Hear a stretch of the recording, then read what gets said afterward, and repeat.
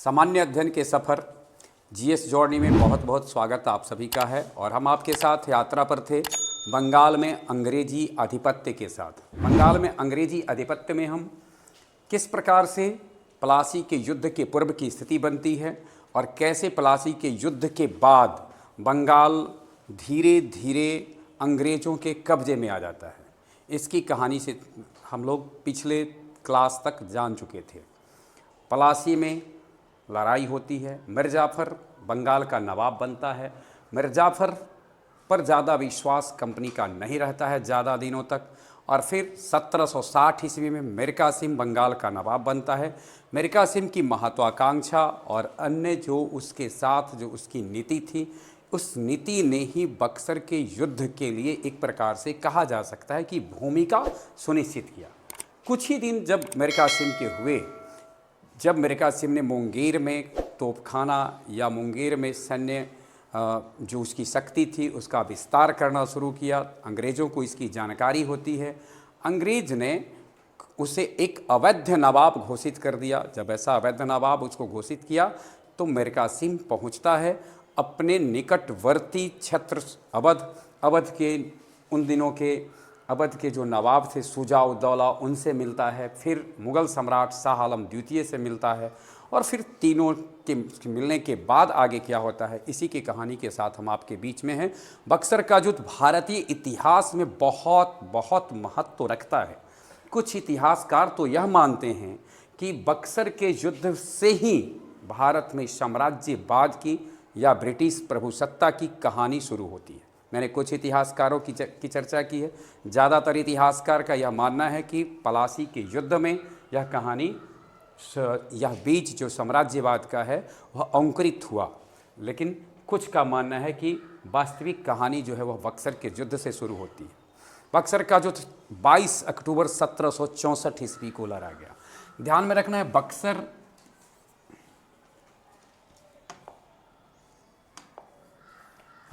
जो है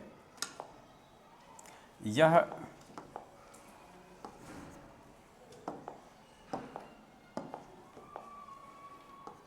बक्सर की स्थिति कहाँ है? बक्सर बिहार में पड़ता है और बक्सर बलिया से 40 किलोमीटर की दूरी पर है। बलिया यूपी में पड़ता है, ध्यान में रखना है। बलिया यूपी में है, बहुत राजनीतिक दृष्टिकोण से भी काफ़ी महत्वपूर्ण है। बलिया के ही हमारे देश के पूर्व प्रधानमंत्री एक जिन्हें जो हम लोग युवा तुर्क के नाम से जानते हैं, चंद्रशेखर, उन्होंने बलिया का लंबा समय नेतृत्व किया, लंबा समय प्रतिनिधित्व किया। तो बलिया से 40 किलोमीटर की दूरी पर बक्सर पड़ता है, जहां 22 अक्टूबर 1764 ईस्वी को एक तरफ थी 3 सेना, 3 थे, 2 तो नवाब थे, नवाब बंगाल के, अवध के, बंगाल अवध, और एक थे ब्रिटिश प्लस मुगल सम्राट। तो एक तरफ 3 सेना थी। मुगल सम्राट उन दिनों कौन थे? शाह आलम द्वितीय। शाह आलम द्वितीय। अवध के नवाब थे शुजा उद दौला और बंगाल के नवाब थे मीर कासिम। हालांकि अंग्रेज़ों के दृष्टिकोण से देखा जाए तो बंगाल के निर्वासित थे, यानी निर्वासित या दूसरे शब्दों में अवैध थे। निर्वासित शब्द इसलिए मैं इस्तेमाल किया क्योंकि बंगाल छोड़ करके अलग भटक रहे थे, और अवैध इसलिए क्योंकि कंपनी इनको बंगाल का नवाब नहीं मान रही थी। तो बक्सर में 22 अक्टूबर को एक तरफ 3 सेना है और दूसरी तरफ ईस्ट इंडिया कंपनी की सेना है। यानी ईस्ट इंडिया कंपनी EIC का जो उसकी जो सेना है उसका नेतृत्व कर रहा है मुनरो। इसका नेतृत्व कौन कर रहा है? मुनरो।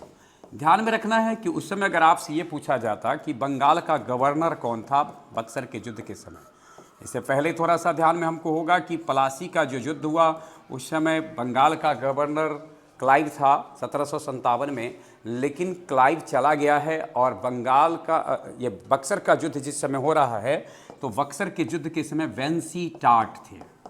कौन थे? वेंसीटाट बंगाल के गवर्नर थे। वेंसीटाट गवर्नर हैं और मुनरो सेना नायक है।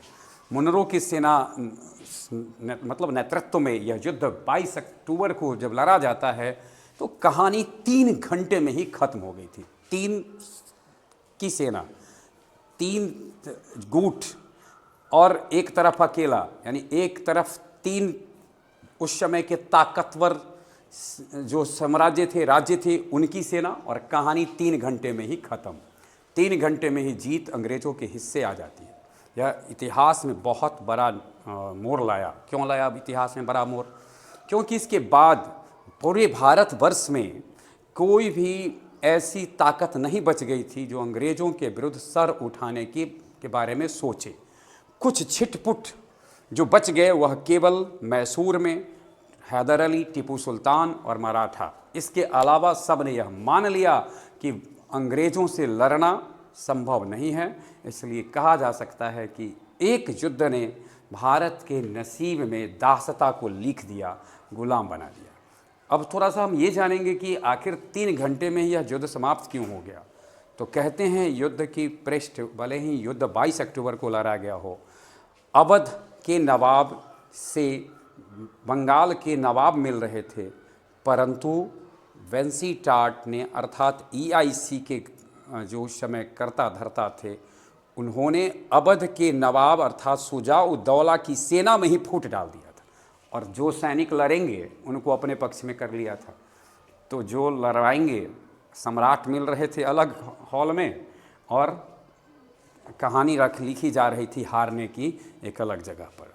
तो आप ज़रा सा देखेंगे अगर उसकी, तो जैसा कि हमने कहा कि अवध के नवाब की सेना में उस दरार डालने का काम कर दिया गया था।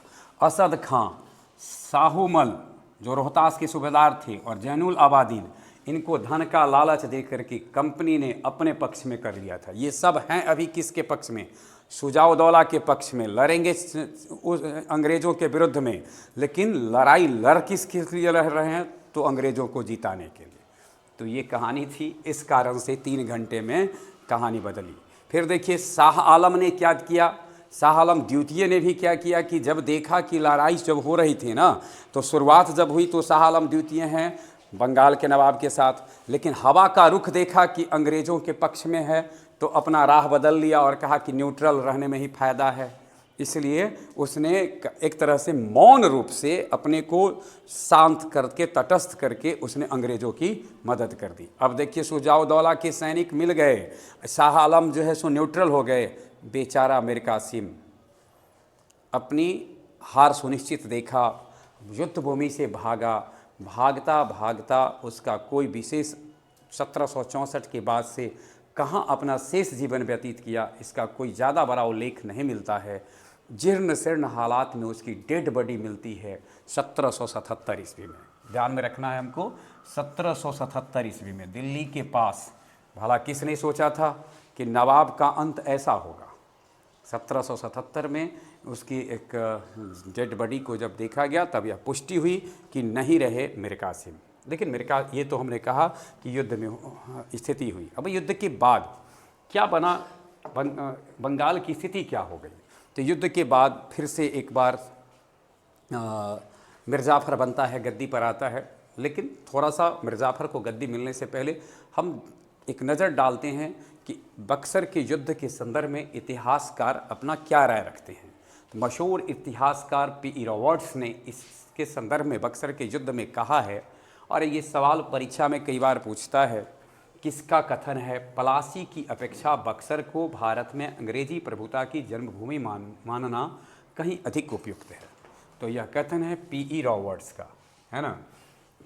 इस कथन से, रॉबर्ट्स साहब के कथन से एक स्पष्ट मिलता है कि इस युद्ध को केवल इस रूप में नहीं देखा जाए कि यह एक सैन्य लड़ाई थी जिसमें सेना की जीत हुई, वरन इस रूप में देखा जा सकता है कि यह वह पन्ना बना, यह वह कारण बना जिससे भारत लंबे समय तक दासता के बंधन में जकड़ गया।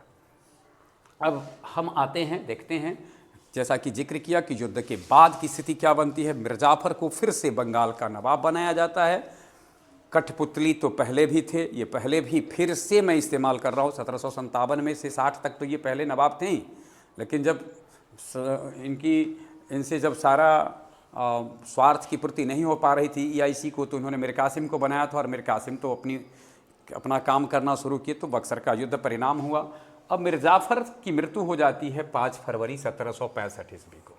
5 फरवरी 1765 ईस्वी को मिर्जाफर की मृत्यु हो जाती है। मिर्जाफर के पुत्र को फिर बंगाल का नवाब बनाया जाता है, नजमुद्दौला को। नजमुद्दौला के साथ अंग्रेज़ों ने संधि की, और संधि करके क्या किया, तो उनको सैन्य और वित्तीय स्वतंत्रता को सीमित कर दिया। अब देखिए, सैन्य और वित्तीय स्वतंत्रता दोनों को सीमित करने के पीछे लक्ष्य क्या था, उसे कमज़ोर करना। आप सेना का विस्तार नहीं कर सकते हैं, और दूसरी बात है वित्तीय रूप से भी आपको ज़्यादा धन इकट्ठा करने के बारे में नहीं सोचना है, मैं आपकी मदद करूंगा, आपको कमाने की कोई ज़रूरत नहीं, आपको जमा करने की कोई ज़रूरत नहीं, जो ज़रूरत होगी उसे मैं दूंगा। मैं क्यों दूंगा, तब मैं जब मुझसे मांगने आ पाओगे तो मैं आपको ये पूछूंगा कि आप क्यों चाहते हैं। आप कहोगे कि हम अगर सैन्य विस्तार करना चाहते हैं तो आपको धन नहीं मिलेंगे। तो इस प्रकार से अंग्रेज़ों ने एक तरह से कहा जाए कि उसको पूरी तरह से, अब देखिए कौन कौन से महत्वपूर्ण विभाग है, रक्षा महत्वपूर्ण विभाग, सेना महत्वपूर्ण विभाग, वित्त महत्वपूर्ण विभाग, बाह्य संबंध, ये सब किसके पास आ गए, अंग्रेज़ों के। तो बचा क्या, अंदरूनी मामला। ये इस तरह से नजमुद्दौला के साथ समझौता हुआ। कंपनी को प्रशासनिक अधिकार मिल गए, और नवाब को खुश किस बात के लिए, 53 लाख रुपया वार्षिक पेंशन मिलेगा। यानी आपको 53 लाख का पेंशन पाई, आपको क्या लेना देना है। और नवाबी लोग सब थे, ये थे, खुश हो जाते थे। अभी भी हम लोगों की जो नवाबी चलती है तो उसी में चलती है कि पापा मम्मी कमाइए उमाइए रहे, तो हमको क्या लेना देना है, अपना तो बैठ करके मोबाइल चला लेंगे। चलिए, राजनीतिक प्रभाव, बंगाल में अंग्रेजी संरक्षण प्रारंभ हो गया, है ना। वास्तविक शासक कंपनी बन गई। अब खाली वास्तविक शासक कंपनी के हाथ में है, स्टाम्प है खाली नवाब, ठीक है। अंग्रेज प्रभाव वाले बंगाल का प्रथम संरक्षित नवाब। अब एक सवाल है, पूछा था यह कि बंगाल का प्रथम संरक्षित नवाब, बंगाल का प्रथम नवाब शुरू होने पर मुर्शीद कुली खां, और बंगाल का कठपुतली नवाब पहला तो मिर्जाफर। लेकिन अंग्रेज़ों से संरक्षण प्राप्त पहला नवाब, अंग्रेज़ों से संरक्षण प्राप्त पहला नवाब तो मिर्जाफर का पुत्र कौन, नजमुद्दौला। और याद रखना है, बंगाल की नवाबी प्रथा ही खत्म 75 में, कौन, मुबारकुद्दौला। तो मुर्शिद कुली खां से शुरू हुई कहानी 1775 में समाप्त हो जाती है। अंतिम नवाब कौन बनता है, मुबारकुद्दौला। प्रथम संरक्षित नवाब कौन बनता है, नजमुद्दौला। और पलासी के युद्ध के समय कौन था, तो सिराजुद्दौला। बक्सर के युद्ध के समय में कौन था, तो मीर कासिम, ये था। और अब हम नज़र डालते हैं बेंसीटाट के समय में। जैसा जिक्र किया कि ये जब युद्ध हुआ तो उस समय बंगाल का नवाब बेंसीटाट था, लेकिन युद्ध के पश्चात एक बार फिर से क्लाइव ईस्ट इंडिया कंपनी का गवर्नर बन करके आता है, मद्रास पहुंचता है, फिर मद्रास से वह पहुंचता है कोलकाता पहुंचता है। कोलकाता में आकर के वह क्लाइव ने, देखिए 10 अप्रैल को वह पुनः कलकत्ता में कार्यभार ग्रहण किया। कौन, क्लाइव। इससे पहले वो मद्रास फिर पहुंचता है, मद्रास पहुंचने के बाद कहाँ पहुंचता है, क्लाइव की चर्चा आज हम थोड़ा सा लास्ट में करेंगे कि कौन था क्लाइव।